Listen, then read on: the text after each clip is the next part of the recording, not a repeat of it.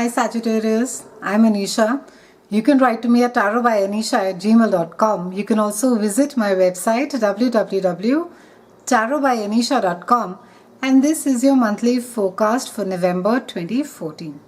Sagittarians, we begin this month with Mars that is going to be conjuncting Pluto on November 10th, and this is aspecting a part of your chart that has to do with earned income.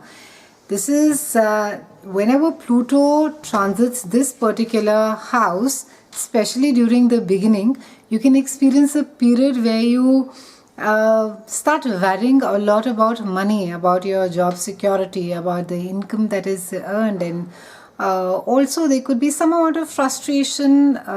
You may feel as if, is it what you're earning is enough? Should you be doing something more? And there could be, you could also be thinking or feeling that there is maybe a need for security and more safety in life. And there are likely things you don't really need and have been keeping out of fear, and you need to let them go. Now, these are the worries that I think there's too much of stress on money, Sagittarians, and you get a sense, and especially this gets highlighted more this month because you feel that what you have is not enough and you need to be sort of earning more, saving more, and being more secure in future, and how it is and what it is and who will take care of you financially, and so on and so forth. So these are all baseless fears, Sagittarians, and you need to be letting them go. You need to be building greater confidence in yourself and your capabilities and inner strength, so that you're not relying on anything outside of yourself for security. You may also feel quite agitated and feel quite nervous, or feel quite mentally strained at this point of time during this transit. But it's really just a phase, and the planet's indicating that you're really worrying so much of worry about really nothing. Now, around the 18th, November 18th, we have Sun that is conjuncting Saturn, and this is happening in a part of your chart that has to do with behind the scenes. It has to do with spirituality. So a lot of contemplation on the meaning of your existence, your accomplishments, and your failures. And this could be the main focus for you when this transit happens. And this transit also often talks about, it marks an end of a cycle, which can certainly bring about a fair amount of confusion and during this transit, Saturn turns a critical eye to all that lies beneath the surface, and that you're forced to do some serious spring cleaning of your psyches. Now, during this transit, you face your own demons, Sagittarians, and the vague yet haunting fears that could be undermining you. And we all have skeletons in our closet, but we don't always realize that they can seriously undermine our happiness and well-being. Now, Saturn tends to sweep through the closet, bring out all the skeletons, make you address, give them a proper burial, and put it to rest, and say, that whether, and these are all metaphors really, it has to do with your fears, it has to do with deep-seated conditioning that could be hindering you from growing more. It also has to do with unhealthy obsessions, attachments, which are not doing you much good, Sagittarians, and you have to let go of them.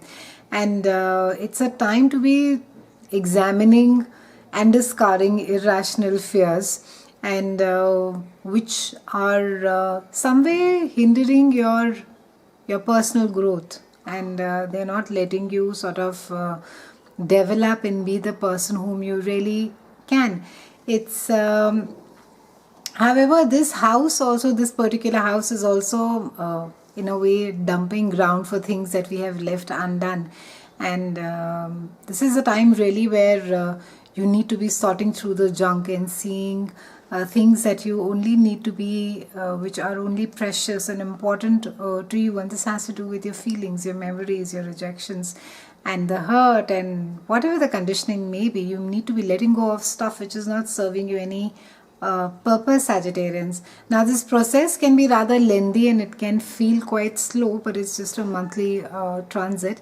And it's a great time, Sagittarians, where you shed your outdated attachments and unconsciously prepare yourself to be a better, a more developed person, and to be able to lead a beautiful life that you are supposed to be leading.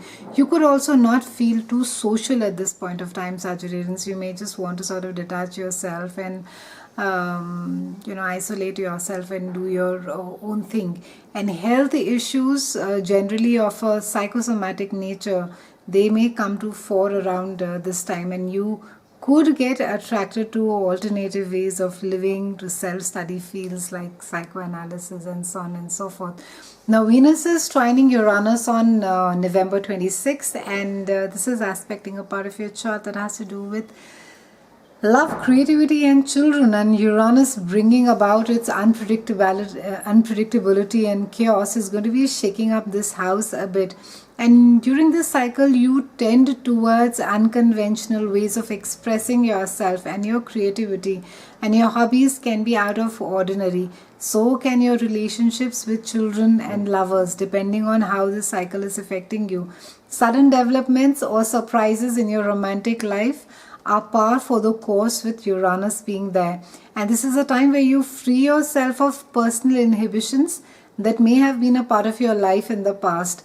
And it's a time of more spontaneous expression, Sagittarians. This is a playful, somewhat eccentric position where the conjunct is taking place, and casual love affairs that could have grown stale may be left behind now. You may also attract unusual romantic partners into your life during this transit. So, a great month for you, Sagittarians. You have a lot of baggage that needs to be finally thrown. You need to be worrying less about money or your ability to earn more and save more, and it's all good. Try not to psych yourself too much. Have a brilliant November. It's been a pleasure speaking with you. I'll see you again in December, and thank you so much for watching.